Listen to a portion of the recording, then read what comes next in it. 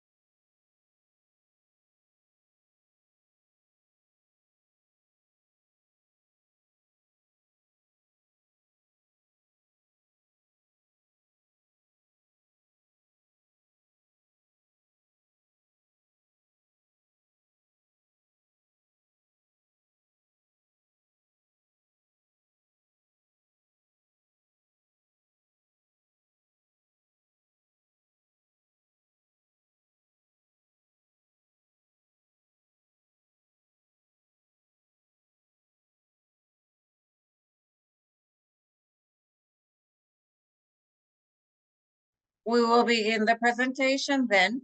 The presentation for today is regarding the benefits of dryland evaluations in the development stage. The development is the key essential moment in our sports, in diving.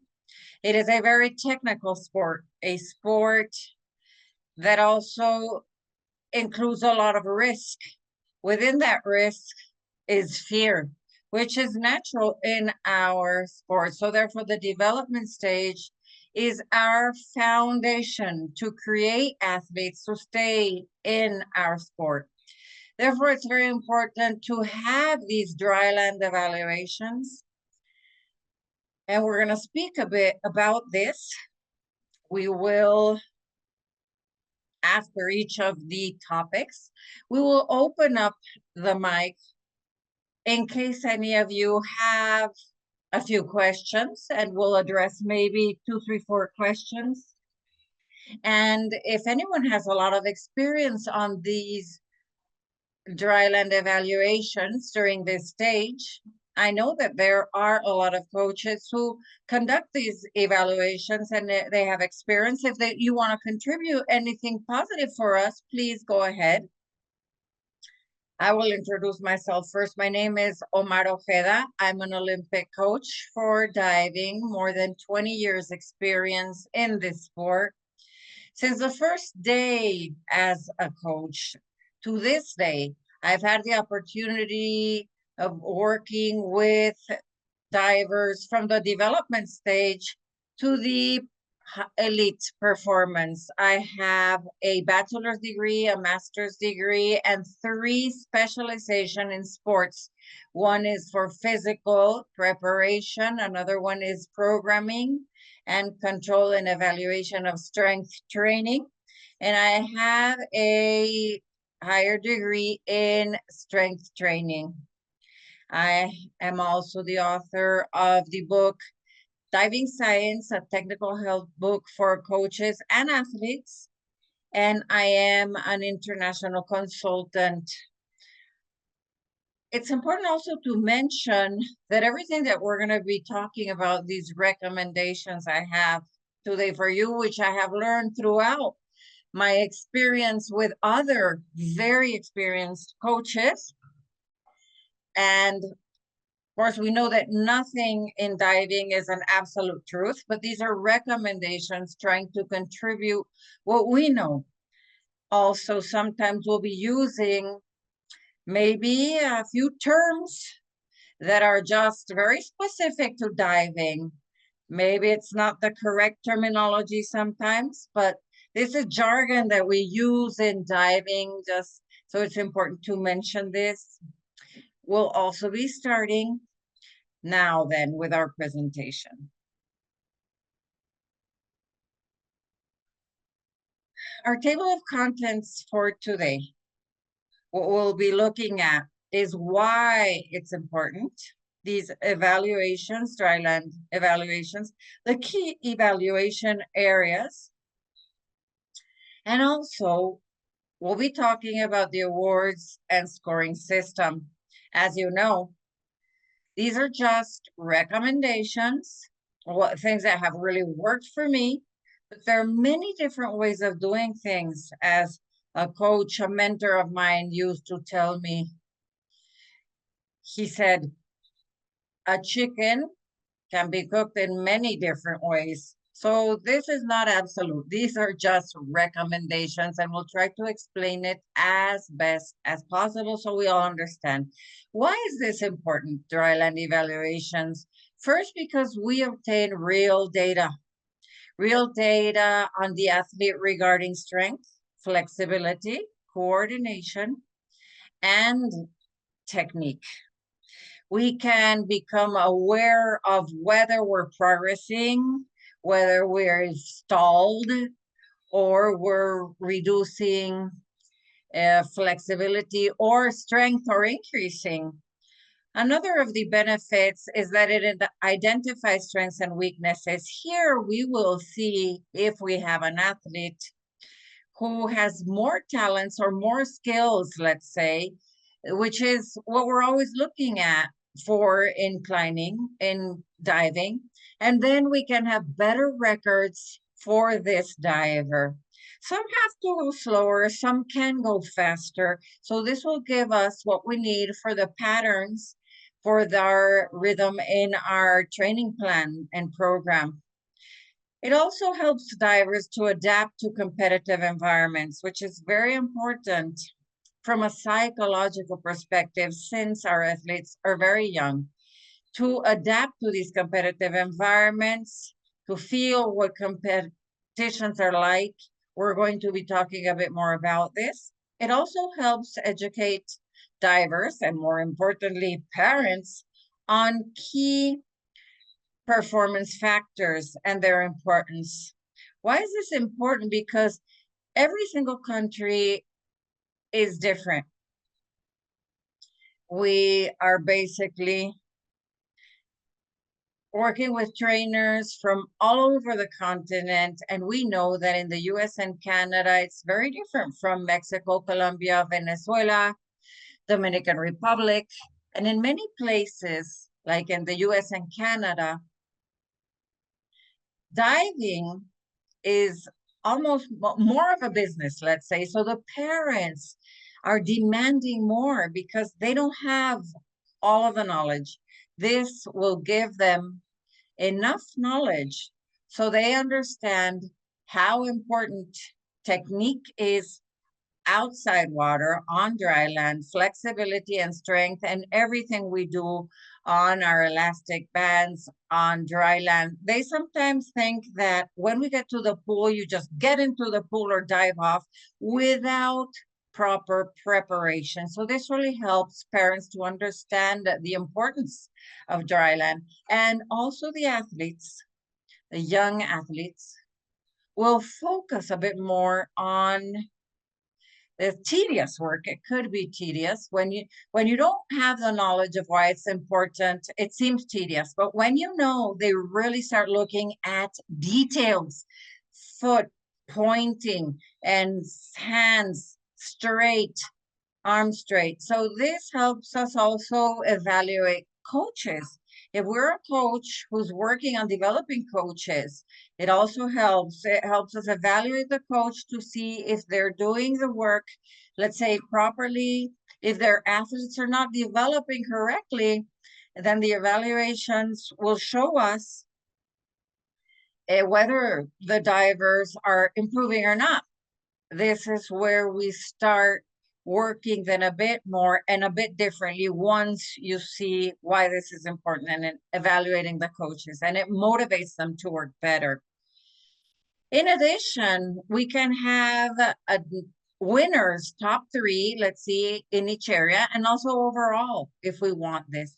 In water, of course, in our competitions, we only have 1, 2, and 3, first, second, and third places. If we do these evaluations every 13, 14 weeks, in competition, sometimes our sports are very hard, and sometimes athletes lose motivation, or parents, and they leave the sport. The retention in diving is very, very reduced, very small. So this allows us to retain more athletes. All flexible athletes maybe sometimes aren't the strongest. So you can have top 3 divers, let's say, in flexibility. So, and maybe those aren't stronger, those aren't the most coordinated. So you can have top 3 divers in every area, and each child will find their area that they like and they're good at in this way to begin with. I'm going to ask one of the coaches that works with me and really has a lot of experience in this area to talk to us about this area.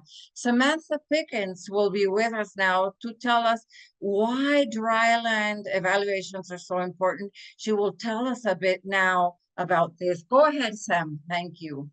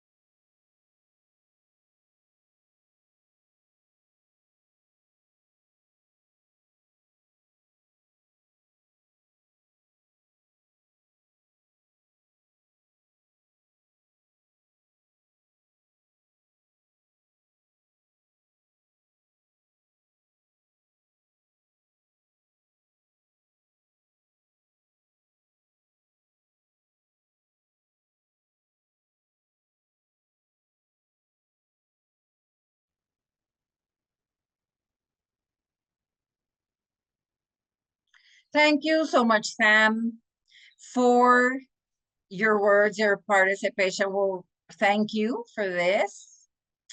And now we'll go on to the rest of the presentation. We spoke about why it is important, and Sam showed us examples of why these evaluations are so important.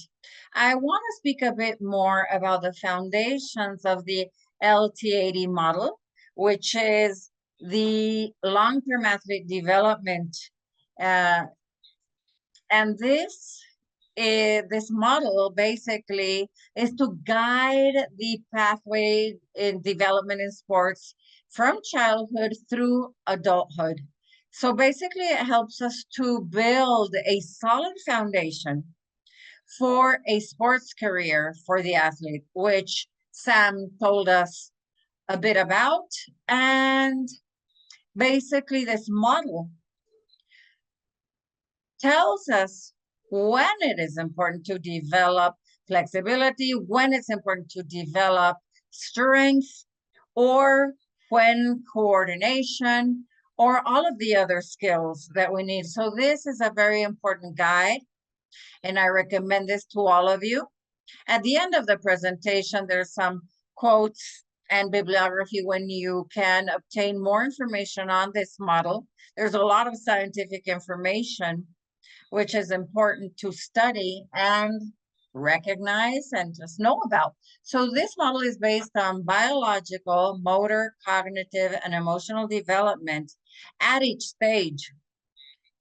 What does this mean? Not all athletes are develop in the same way, despite the fact that they might have the same age.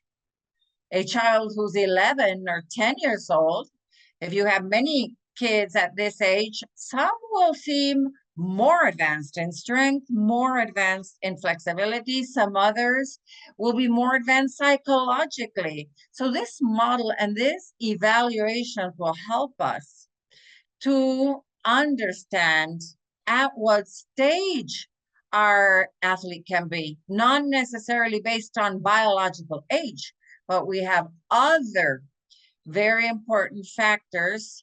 It will tell us about other points so that we know how to develop our athletes on all these other aspects.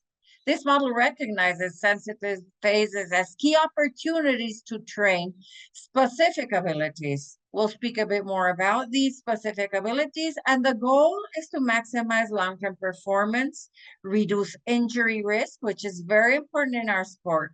If we really go too quickly without having this data on strength and flexibility, we can have many injuries. They might not have the strength. We put them up on 5 meters, 7 meters, we can have shoulder injuries.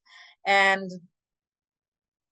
maybe next year they will have a tendon, bicep rupture, and or shoulder injuries in diving. So this evaluations, dryland evaluations, will maximize injury prevention and will encourage, therefore, lifelong participation in physical activity. It's important to say that we need more trainers educated in these development phase. The development phase is the most important phase, I believe, for diving. If a coach doesn't do a good job in this stage, it will be very difficult for the diver to reach an elite level. So we really need our coaches to have this information, to be trained on this, to have a correct training program, to not hurry our athletes, not say, well, the world is ending tomorrow, we've got to do everything today. So the most important thing is not to have unnecessary stress on our athletes. They don't need this stress. So we'll be talking about this model a bit more. The importance in this model, we talk about sensitive phases of the motor development. Important of sensitive phases in athlete evaluation. It talks about flexibility and balance, and which should be evaluated early on. It's easier to develop flexibility in early stages, not at peak growth. Once we are after that stage, it will be very difficult to develop flexibility. This is why we want to evaluate flexibility and why we are working on this every single day. And we want to evaluate our progress. Another thing is strength and coordination, which allows us to detect any weaknesses before they impact water performance. If you don't have strength, you cannot really jump. They can't really have a dive. They won't really reach a B position, a C position. They won't control their body going into the water, and they'll fall like a spaghetti, as we say, like a banana. Or there'll be a risk that they cannot go far away enough from the platform. And that's when we have many times our injuries, hitting the platform, hitting the trampoline. Sensitive phases, what are we talking about? There's a greater effect, greater training effect in these sensitive phases. And knowing the phase of our athletes helps prioritize what to evaluate and what to train. So we need to know what phase each of our athletes are at in order to adjust these evaluations and our type of work. So now we'll look at two more, and then we'll go on to questions if we know the answer. If not, we'll look up the answer and we'll send it to you later. So these sensitive periods in motor development, it's important to understand this in order to understand what we need to evaluate.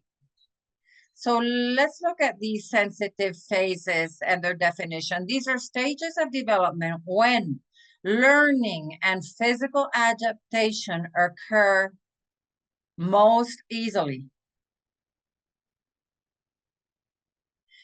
And this is a moment when the body and the mind of our athlete are more receptive to learning how to adapt physically.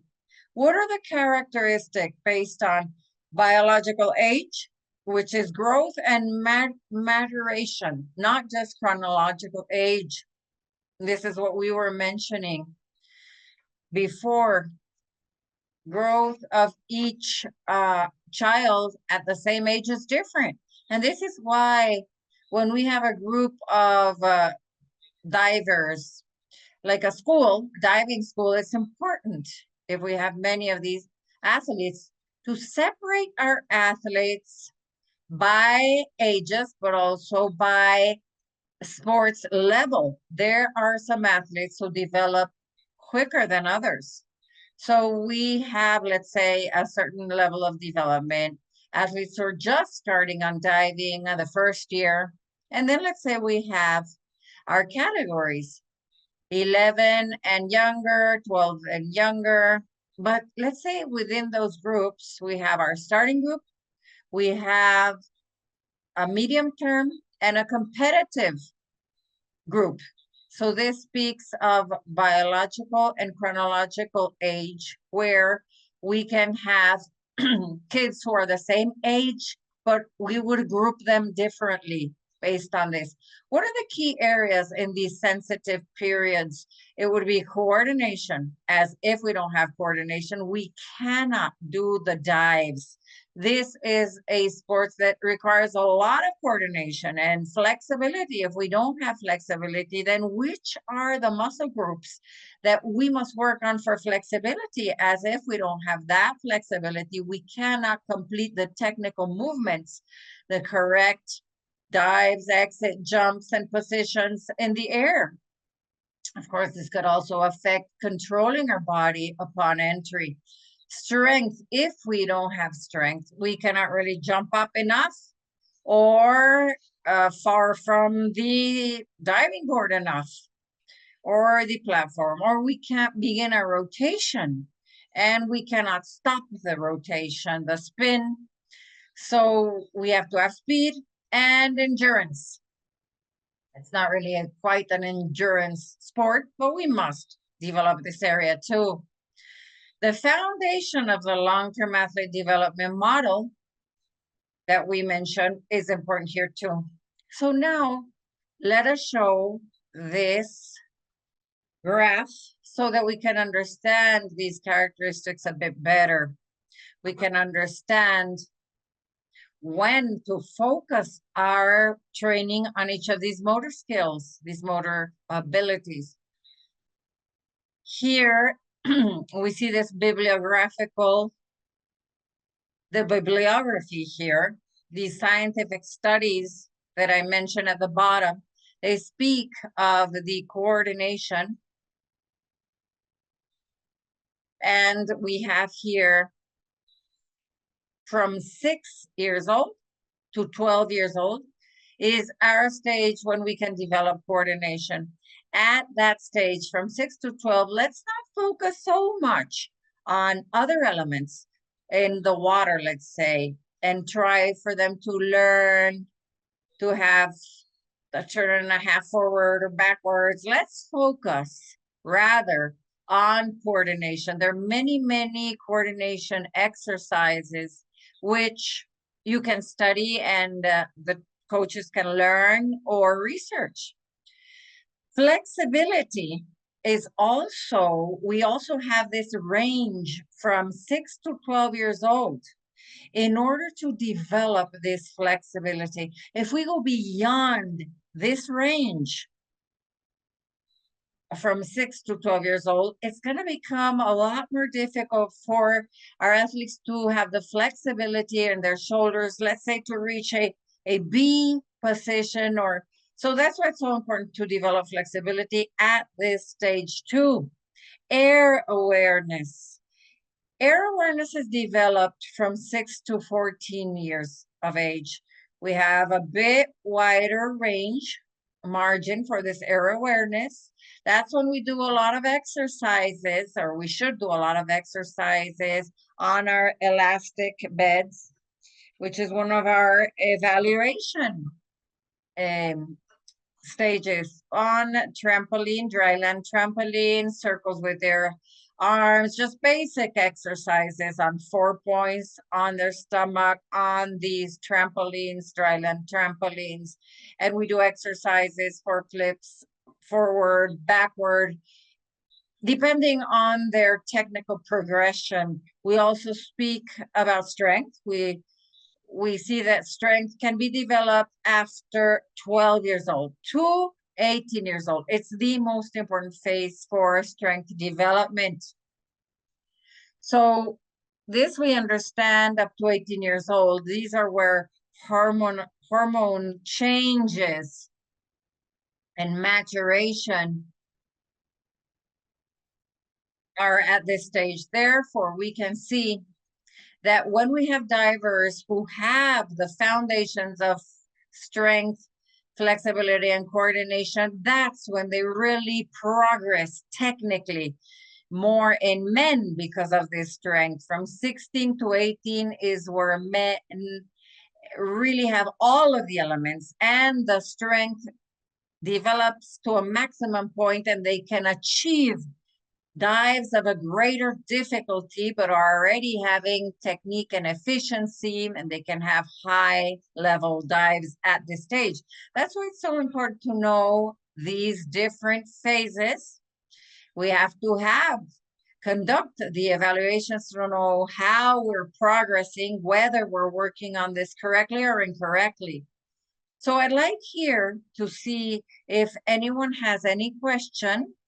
You can go ahead and maybe anyone who has experience with these dryland evaluations who can share something with us, or if it's a question, if I have the answer, wonderful. If not, I'll research and I'll answer when I can.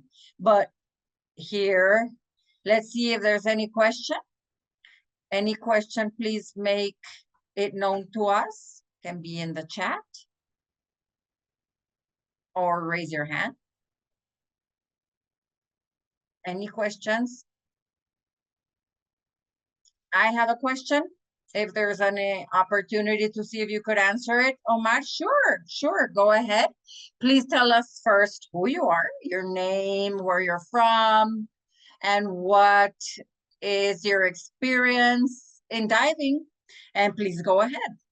Sure. So my name is Israel Zabaleta, and I am from Mexico State, in the country of Mexico, and I came to the US in 2020 to study. I was national champion in Division 3 for 3 years. Then I transferred to Division 2, and I'm doing my master's here, 4 years in university in Kenyon, Ohio, which is where I was able to obtain my bachelor's degree in psychology. Now I'm doing a master's in communication in Division 2 in Missouri, in the University in Missouri, where I'm finishing my second year. I competed here in Division 2, where I was also the champion for Division 2. I started diving when I was 11, and I've been in the sport so long. I love this sport.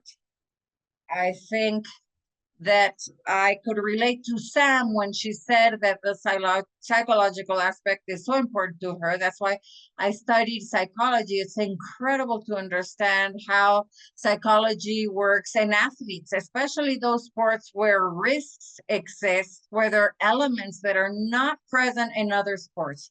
These risk and psychological elements. So I'm now transitioning from being an athlete to being a coach. And I'm a volunteer at the university where I was competing. I'm helping the team. I'm helping with strength training and dryland. And I am learning a lot. I had the benefit of having been trained by wonderful coaches, Cesar Cuevas, Adriana Jimenez, John Poncho, and many. But my question is, we have here this graph showing us that ideally coordination, flexibility, and air awareness are developed from 6 years to 12 or 14. But in many cases, at least what I have seen is it's a bit difficult. Or maybe you don't have athletes who join diving from 6 years old. People come in at 8, 12, 13 years old. So we must adapt this plan this way. But then what would be the right way? If we have an athlete coming in at 12 years old, their experience has been in sports where no flexibility is required, maybe a bit of coordination, but no air awareness.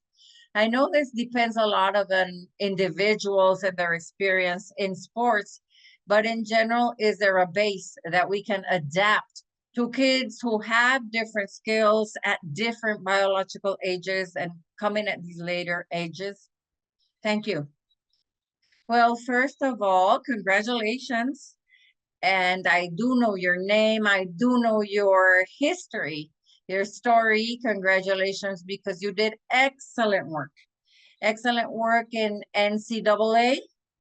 I really know that. Your question is great because this happens a lot more in countries such as the US and Canada, where kids come in at a later age. Many kids come from other sports, let's say gymnastics. They have that air awareness then, but if they don't come from gymnastics, maybe not. So there should be a base work, foundational work. Even if the athlete is older, we must work, let's say, on the same model. We must ensure that you go step by step, phase by phase. It'll take a bit longer, but what you want is for the diver to have a long life in sports and not just to begin hurrying and going over important steps. What this all tells us about is that at this stage, this is the ideal development. It's quick and easy, but later on, it doesn't mean that you can't develop it. It's just a bit slower, takes a bit longer. You have to do a lot of exercises on the floor, imitation, and then go to unstable bases like these balls, and then you go to the trampoline. The dryland trampoline is a very useful tool in diving. And if you have the belts, for example, the harnesses, as we say in English, this will help us a lot to have that, to develop that air awareness, air skills without fear, developing this without fear at the beginning. So that's my recommendation. A lot of these basic exercises on land, learning everything on land, and then translate this little by little to the trampoline and then to water. The trampoline pushes you upwards. That's why it's good, because it gives you a bit more control. If we would go directly to the trampoline and water going, you need more strength, more technique. So we cannot skip over those steps. We have to develop on land, but maybe slower. Yeah, so anybody else have any more questions you'd like to address? Yes, here we have a question. Go ahead.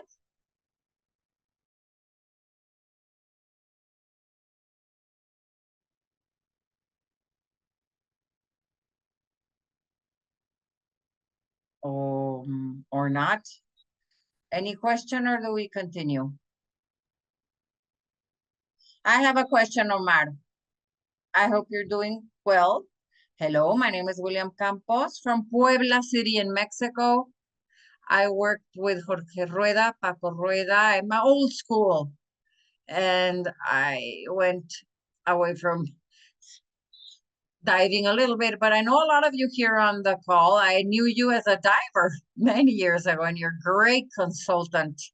Part of my own experience, I'm coming back to diving. I left it 8 years ago because of where I'm working at a public university. I came back to diving now.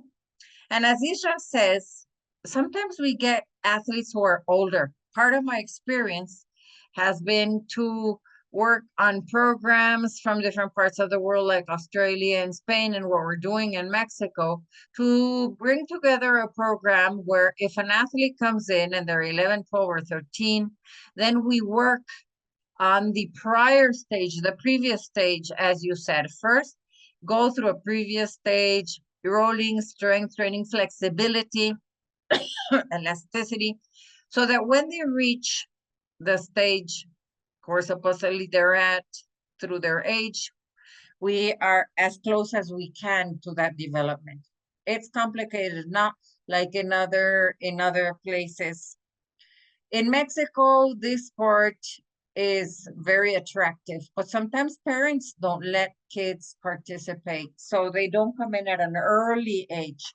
But we do have to respect these sensitive phases step by step as you establish in the program. Developing diving has to be in this way. If we get them at 5 to 6 years, well, then we start, as you say, coordination, flexibility, and bring them little by little, and therefore retain them longer in our sport. Perfect. Yes, thank you so much, William, for your contribution. Very valuable. And of course, I do remember you, and we wish you a lot of success here. We're glad you're back on the good side, on the side of good. Yes, once again, thank you. Well, now let's continue. There will be more opportunities for questions. Omar, we will continue. Sorry.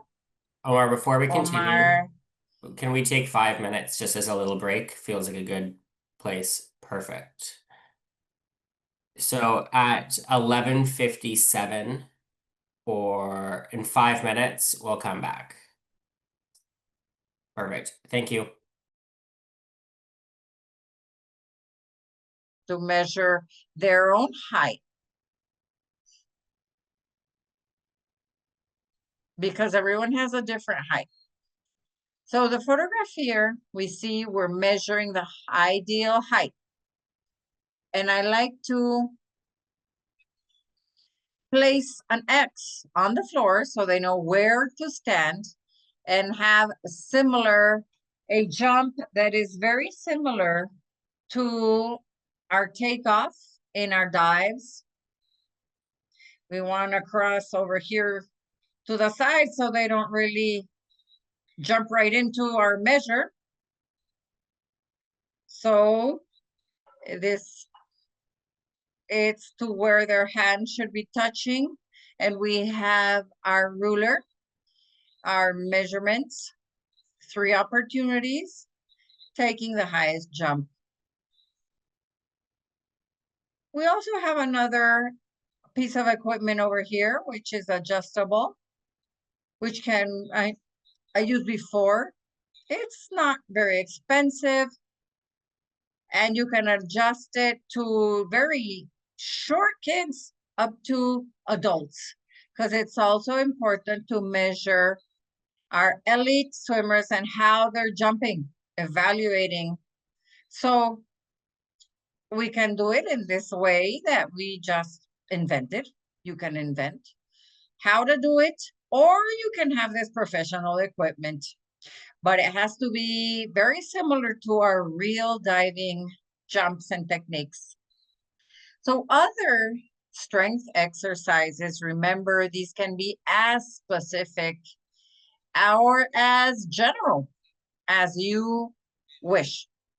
What's important here, the most important thing, is that there are different levels, of course. We're not going to be evaluating these exercises in kids who just began, these young kids, to kids who are older and who have a higher level, technical level. So it's very important also to do different types of evaluations. We have our 6 to 8-year-olds, and they'll be doing, push-ups like this, just push-ups. This exercise we're doing here. And if this is a child who has a bit more strength, then we can do our pull-ups, which require a bit more strength. Those are the 2 exercises which I really like to use for evaluations. I do just 5. 5 flexibility exercise evaluations, 5 strength evaluations, 5 on trampoline, etc. But you could do many others. And that depends, of course, on how your season is going. At the beginning of the season, the first evaluation will be doing on the first and second evaluation, maybe you do the same exercises, maybe the third and fourth evaluations. As they are evolving and developing in each of these aspects, you can change the exercises that you use for evaluations. So of course, logically, we already have our measurements, batteries from 5 to 6 years, beginners. These are all of the evaluations for my entire year. Then from athletes 6 to 8 who are already competing, we have maybe different evaluations. We'll be talking a bit more about this, but these technical aspects, like from the floor, the trampoline. Here we have the exercise that we use, a very general exercise for leg strength. These general squats, very specific. We want these with the diving technique or general squats. They can do 100 sometimes, the kids, these repetitions. The first evaluation that we have, we can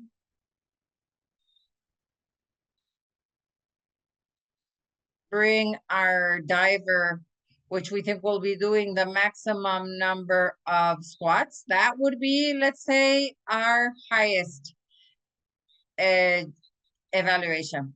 Let's say if they did 120 squats, that would be then the highest evaluation. If they reach 150, 200, then there's a maximum, a perfect ranking, and we start creating this type of tabulators.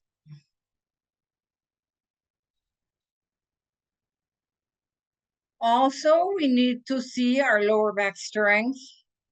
Likewise, there are different levels for different ages or phases. Depends on their level, physical level, and logically, of course, their technical level.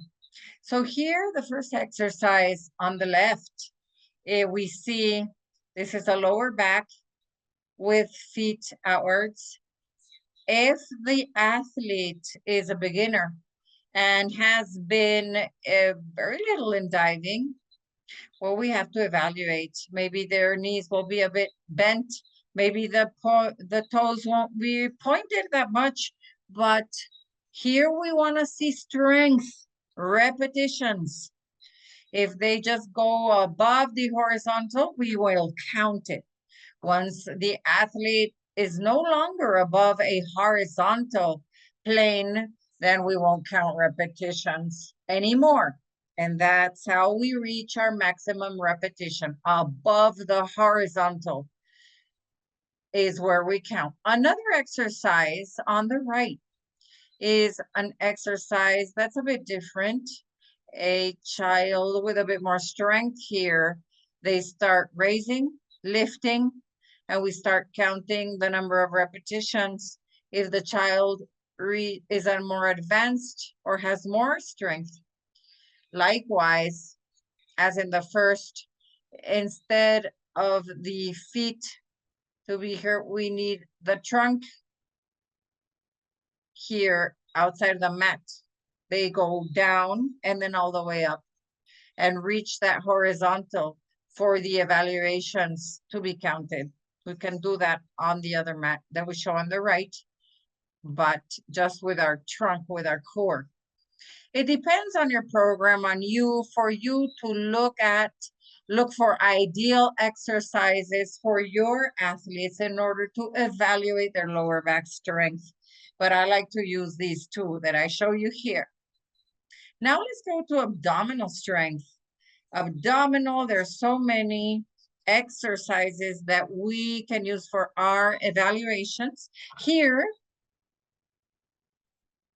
I'm just giving you some recommendations for you to adapt or use the one you prefer. So here on our left, as we advance, this is a technical sport, so we want them to have straight legs with their elbows straight, toes pointed, and we count repetitions. Here, to make this a bit more feasible, the athlete doesn't have to push first, just hands, so that the athlete just touches. We don't have to push. So they know just upon touching hands. And there's no resistance, extreme resistance, if you don't want to. They don't have to show, to push. They don't have to push. But this is the example we used here. The second one here also is pushing, but they don't have to push the elbows. They can just hold their hands so that the athlete being evaluated just touches, just brings contact. Just hold the hands up, no pushing, and they know just what level they must reach so that it counts in their evaluations. And when the athlete has even more strength, have developed in the sport, then our abdominal evaluations can be more specific and which might require more strength, more technique. When they are working on abdominals of this type, it does have to be very technical. When they start bending their knees, bending their legs, then we tell the athlete, those don't count. They have to keep their legs straight, their toes pointed correctly in order for their repetitions to count. 1, 2, 3. If the fourth, the feet are bent, we don't count, and tell them. If they straighten up on the fifth, we continue. And this is just one repetition. but there can be 2 here, let's say. When they get tired, then they start bending and those don't count anymore. This is the last example. This is a bit more developed. This requires more strength, more technique. Here you can see the exercise that you would like to use. And according to the season, you can adjust and adapt these exercises.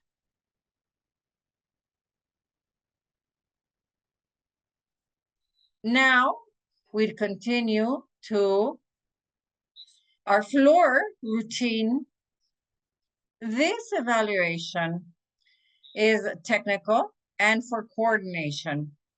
The 4th exercise I'll show you, it will be a bit more on the flow of exercise, which is more towards coordination. But first, we will show you from the most basic exercise and how we can progress according to the diving level of the athlete.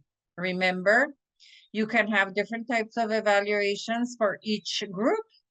Maybe all of these kids are the same age and they have maybe different techniques, different capacity, skill. Maybe here, if they're not at a technical level, like the second child, so our evaluations will be different and will be made at their own sports level. So this evaluation is a more simple evaluation. They're still learning to stand on their head. So we use this mattress against the floor to start controlling. It depends then on time, 1, 2, 3 seconds. And the evaluation standing here. Sometimes they get a 0 because there are many evaluations. Maybe they can do it yet, they work up to it.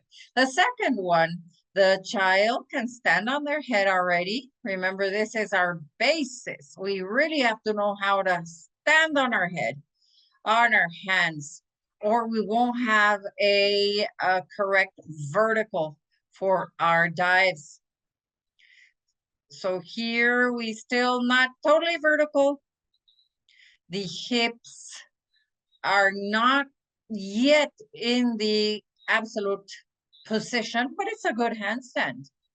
Not a 10, let's say. In the end, we'll see how we grade. We'll give you some examples on how we grade this, but it's a good handstand. Once they reach that technical level, that strength, then we can go to a bit more complex. This is a handstand already in a V, pointed toes, the abdomen here a bit. They still have to work on it a little bit, but we can do it in many different ways. We can do it vertical, down, 2 or 3 repetitions, depending on what you're looking for, what the coach is looking for, and the stage of the athlete. So now I'll show you this video. This video shows how we have to have this routine, floor routine exercise, and must have a certain flow. So here they're doing towards the front, then they change towards the back, they change and they roll forward and their lines, and they do their entry sequence, changing the roll back, opening, and then coordinating with the last exercise, which is handstand and presentation. And here we grade. This grade, of course, is a general grade, kind of as we do in a normal dive. And what we're evaluating is each of the technical elements, but also the routine, the entire routine coordination. We give them the grading. Write this down. We saw that toes were missing a bit, hands laterally a bit, has to be a bit straighter. But in your program with your coaches, you come up with your criteria how you want to evaluate these athletes so that there is a pattern to your evaluations.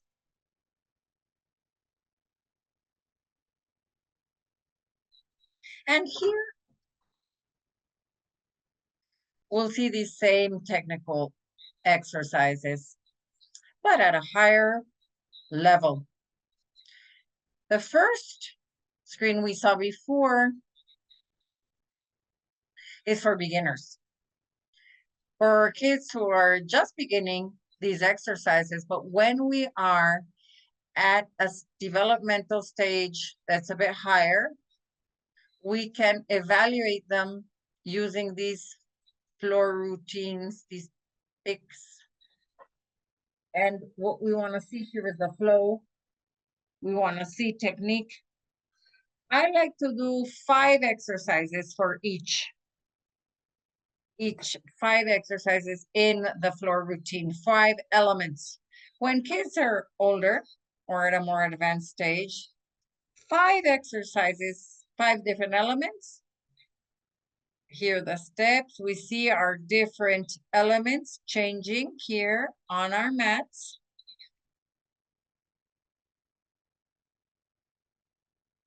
I think it's breaking up a bit because of the video. Okay, no questions here. As this is a more competitive stage, then they're competing already. Dives to the front, B position or C position, we see our initial position, C opening and their entry. So these are just examples from going to the front. So we can have different floor exercises, which can be our basis for the platform. We can do towards the front, backwards, reverse, imitating a rotation or a spin here, a handstand. If they're more advanced, we do on our falling on feet, inverse. All these different types. So these are examples of our floor routines. And you saw the flow for this routine with different elements according to these different levels. Let's look at these here a bit more so you can see how the exercises are done. Is there any question? Is there anything you'd like to add or contribute? So now we continue to trampoline, and then we will go to our evaluation system.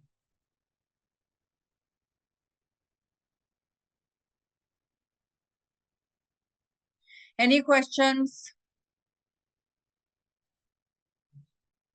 Questions, anything you'd like to add? Yes, Omar, can you hear me? Yes, just a comment here. I'm Carlos Serra, and I'm here in the northwest of England. I'm also Mexican, and currently I am the head coach for a club here and the manager for the northern region for diving. And in these evaluations, in these training cycles, and in the pre-competition for beginners, how do you carry out these cycles in order to evaluate for the evaluations? Because our calendars, our schedules are so closed, at least in this country. We try to align them also with our international competitions that we have for experience. I'm working here with beginners in age groups. Yes, younger for national competitions. So the question is, how do you specifically develop for the specific development for evaluating each of these skills before the competition. What is the best programming for these evaluations and what do you focus on? Thank you, Ferra, for being with us here now. I know that your time zone is a bit difficult all the way over there in England. Very grateful for you to be here with us, and I hope you have a lot of success with your training programs and your divers. The evaluations, we'll be talking a bit more about the appropriate scheduling based on scientific studies in order to make changes, physical, psychological changes. It takes more than 8 weeks. It takes 8 weeks to really be able to see these changes. So you can align this to your competition schedules in many different ways. Sometimes you can do this an intermediate at the middle between a competition, your water competitions, pool competitions, but it should be 10 to 13 weeks before these evaluations, or you won't be able to see a change. So keep time also between evaluations. There should be at least 8 weeks between evaluations. If you have a diving competition, it could be 1 week before your evaluation, or you could do it in parallel to your water evaluation, your championship. You can have your gym evaluations, and then maybe the week afterwards would be the competition. So 1 week before. This really helps. And of course, your training should not change. Everything that you're being evaluated, you're training every single day. When you get there, you start your activation, your imitation exercises, which are all of these that we've seen, your foundations, your floor, and then trampoline. I don't know if this answers your question. Yes, thank you. Yes, just wanted to make sure. So, greetings to England. Please turn off your microphones. Turn off your microphones. So now let's continue. Anyone else? Okay. So now we'll see our examples for our trampoline routine. The trampoline that you see here helps evaluate coordination, acrobatics, body control, spatial awareness, and technique at the same time. This is why the trampoline routine is so important in development of our divers. When our divers reach an elite level, we recommend using trampolines that are a bit more technical. These are perfect. These here are perfect for kids at a developmental stage, but for more our older divers, maybe it's for acrobatics, because it doesn't let them all do all of their elements. But for kids, for beginners, these white, I think these are the European or Australian trampoline, are very good. So we have these basic exercises for our divers who are beginning. And this is like 10 jumps with their hands down, maintaining in the middle of that cross. We can put this here, a circle or any type, a square, any type of mark, whatever you wish, because what's important is for the athlete to jump straight up in the same place. This is what we want, with their hands up. But we will be going from more general, just in the middle, to more specific. Once they're jumping in the middle, then we start focusing on technique. There has to be a certain progression, and it can be slow. Better to reaffirm and make a slow progression than just hurrying the athlete up, and that can affect them. If they learn incorrectly, it's very difficult to fix it later on. The second exercise could be jumping with your hands up. I like to use this to train.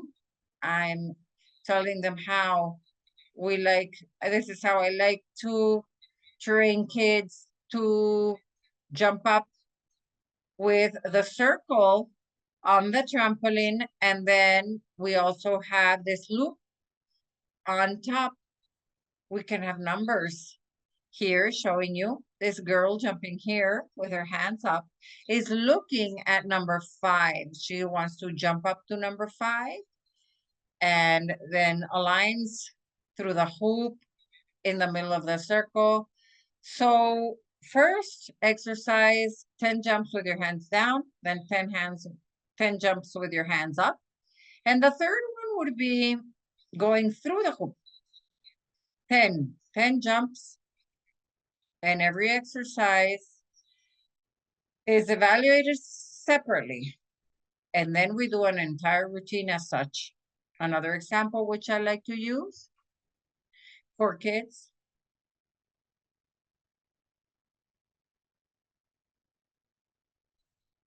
I don't know in Spanish how you say this, but this is donkey kick.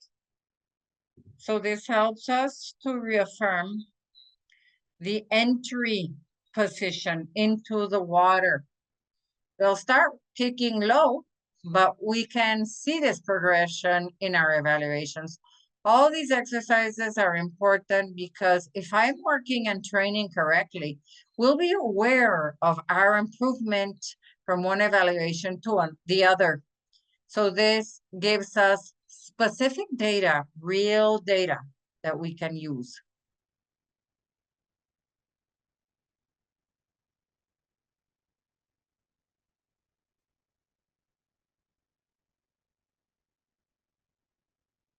So that's one of the exercises that I like to begin the development. And likewise, for our second evaluation, should be a bit better because we've been training. Meanwhile, in the evaluation, if they have a low grade on trampoline, then the coach for that group knows they have to focus on jumps a bit more. And that way, in the next evaluation, they will be jumping better. And likewise, the athlete knows they had a low grade on trampoline. So when the coach brings them to trampoline and they start doing these exercises, sometimes the child might say, no, why am I doing this? But when they come to the evaluations, they see that they have to work in a more conscientious manner. Why? Because the athletes want to have a better grade on the next dry land evaluation. When we are working, let's see, on our of these very technical elements, these turns and twists and rotations, we really have to spend a lot of time to develop them correctly. When you have coordination, you already have strength, you have developed more of these motor skills. Then we start doing these twists and turns, and we take this to the trampoline, and we can evaluate that transition from the floor to the trampoline. They're doing these backward spins, and they're doing these exercises, these technical exercises, to help them develop this in a correct manner backwards. So you can evaluate these exercises so that in the future you can do halfway, half rotation, half twist. You can evaluate as generally or as specifically as you wish. Of course, in the future, once they do these exercises correctly, then we can do, let's see, we can add on other technical elements to the routine. Towards the front, inverse, and then half a rotation backwards or whatever we want to add. It depends on the stage where they're at. the level where they're at. This is another type of turn. We have to have all of this progression, which really requires a lot of specialized work. There's so many basic elements, technical elements that need to be evaluated. And we have to have this towards the front and tuck or whatever we're looking at each stage. And here we see other types of exercises that can be evaluated. Here, if we don't have a perfect entry, then our grades will be lower than what we wish. How do we work on entry to the water? We can work on this many, many different ways. We can see our handstand on the trampoline, the donkey kick, and these are other exercises. And in this is for our vertical on the trampoline, 5 or 6 repetitions, depending on the coach, whether you want to make it more complex later on. Then you can do this same exercise in the trampoline to show you how we progress, how we advance. We go on to another exercise from static. If they're a competitive level already, we could do this with a hurdle or a twist or a rotation backward or inward. Remember that the technical element and also the flow, the fluidity is what we're looking for. So this last video is how I like to work towards the front. We can fall a bit back, or when we can work from our vertical line. And the trampoline will show us a bit back. So we need to have this way on takeoff so that we can do our pikes or our tucks inward and then backwards. We can have this rotation or twist or these somersaults and then pike, whatever element. These are just examples. There are many, many, many different types of examples that can be evaluated. And it depends on your season, on the level of your divers, many battery of exercises that we have. We have from 8 and below, 9 and below, 12, 13. And as the athlete advances and changes groups, then within those groups, they compete in these dry land evaluations, and they have all of their different exercises that they are evaluated on. So we'll talk about the frequency then of our evaluations, and we will talk a bit about the way in which I created my grading system, and we'll finish because we're almost at 2 hours. So let's continue. How often should evaluations be performed? It depends. The recommendation in our scientific basis is from 10 to 13 weeks, every 10 to 13 weeks, because Scientific evidence shows that improvements in strength, speed, flexibility, and coordination can typically be observed after 8 to 12 weeks of structured and consistent training. It has to be very well structured, this training, and it has to be consistent. If it's just 1 to 2 times a week, then we won't see a notable difference. And the evaluation system that I use a 5-point system. 0.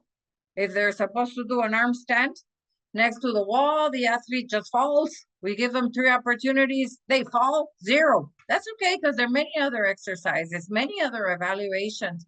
So it won't affect them too much if they get a 0 on arm stands, because in the end it's 100 points because of all of the different exercises. So 0 there, don't worry. It's not, oh, let's just give them some points anyway. No, don't worry. They'll see the progression later. So we need to have those real grades. So this scores from 0 to 5. When they're more advanced, like where you saw the pike and tuck forward or backward, then there I like to have a system where we have half points too. 1 second here.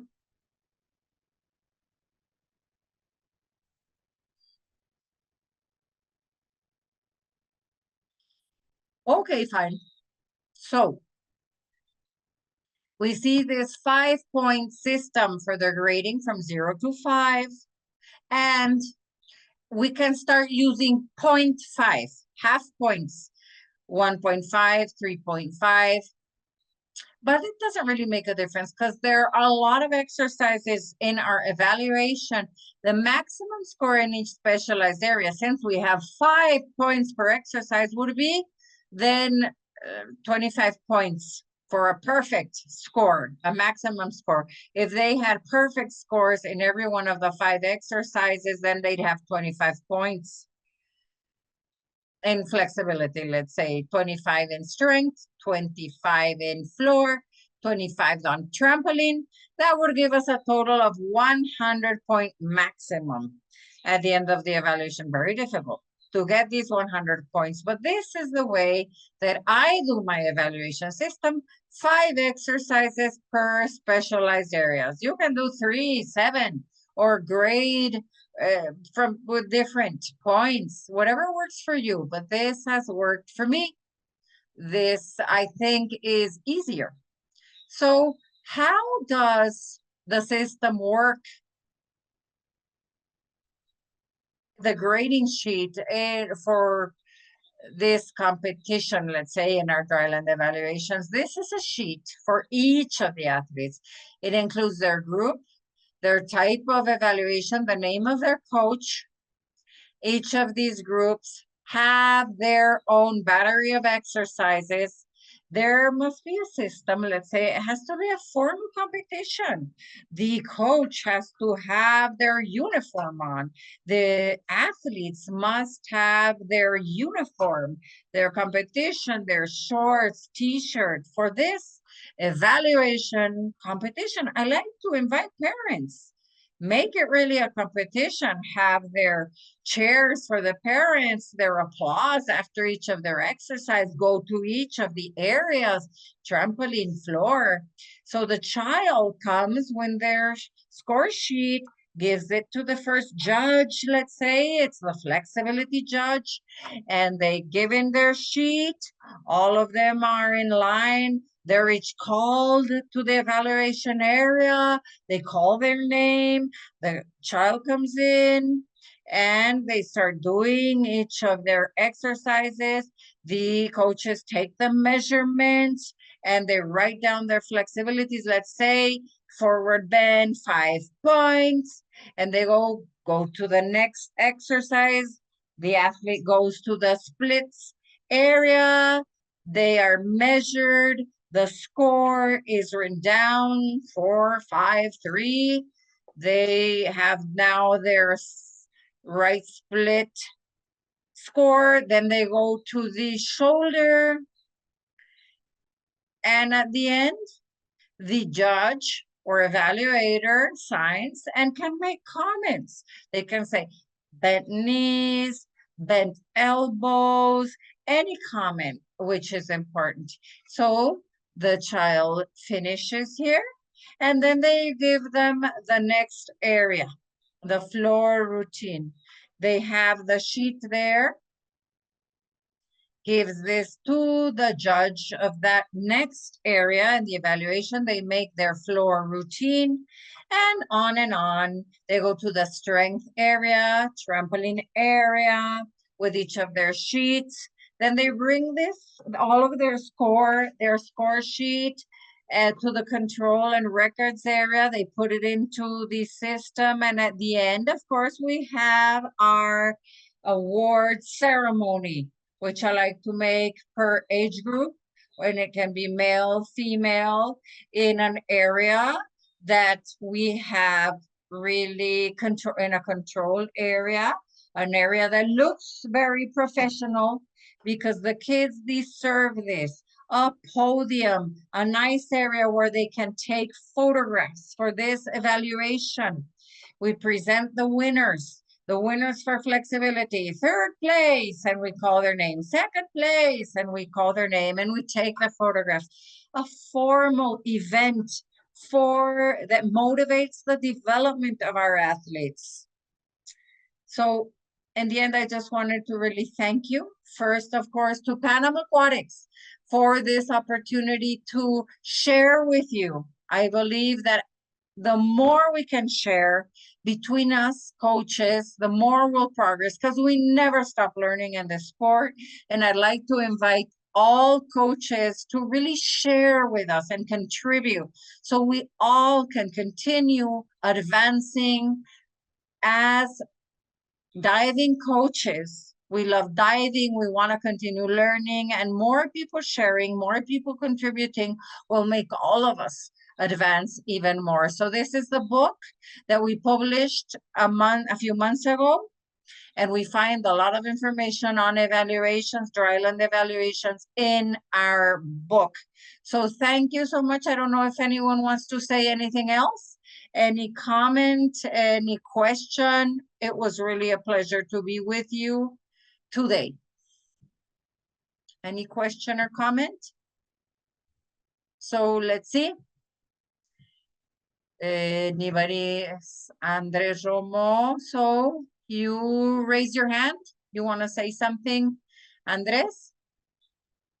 Hi, Omar. How are you? From California. Question. You were talking about the work being done in strength. What time do you give for each of the elements? Or it's to failure? Failure when they can no longer do repetitions, and that's when we give the score. The first evaluation, when I haven't had any previous evaluation, it's when they can no longer do it. So muscle failure. When we do have, let's say, that first evaluation at muscle failure, let's say on sit-ups. So children at that age, maybe it's 200 sit-ups. Then you know that after 150, it's a 5, you would say. At least I do this. I kind of know what would be the maximum, let's say 150 sit-ups.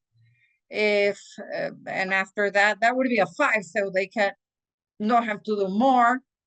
So you can also, let's reach the medium high jump, for example. Everybody jumps differently.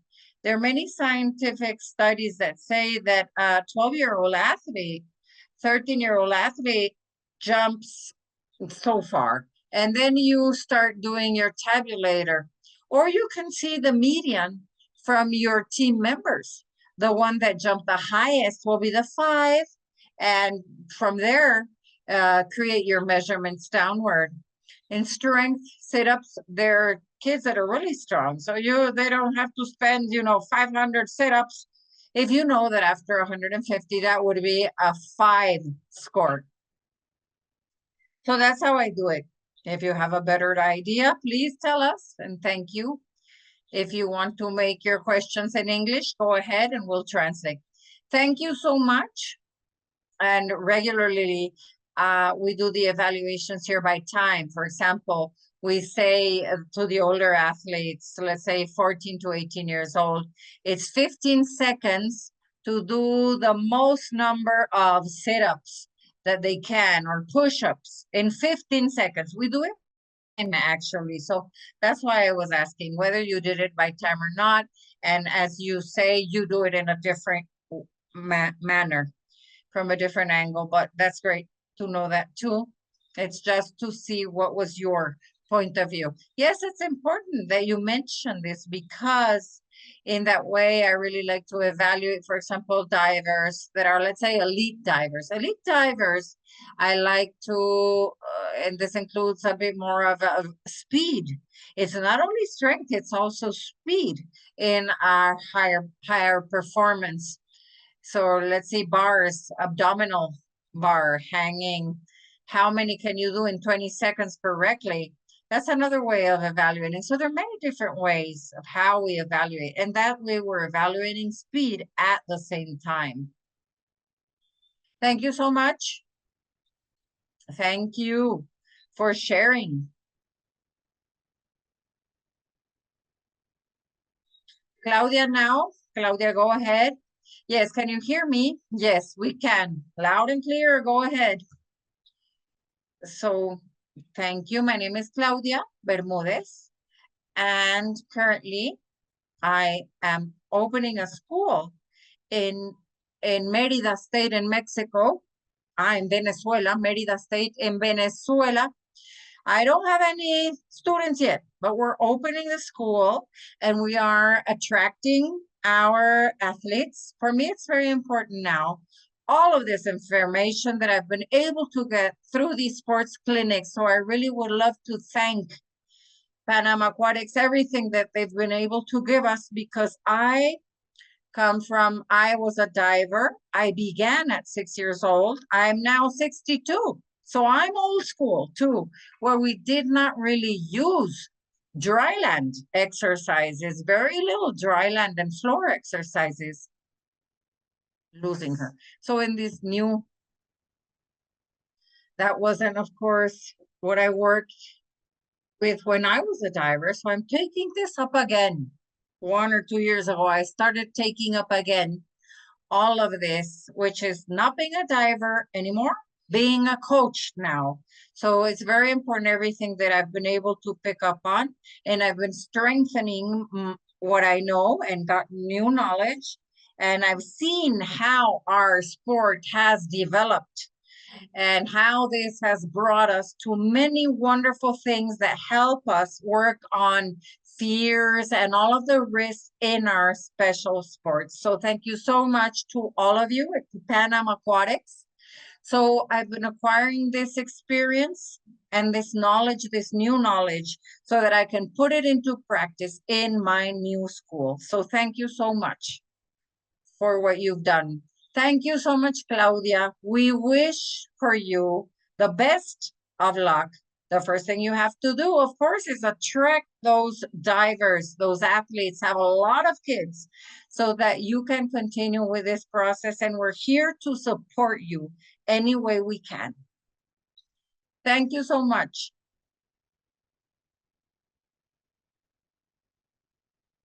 Okay, so I think our time is up. Our time is up for today. Thank you so much for being with us. Thank you so much for your contributions.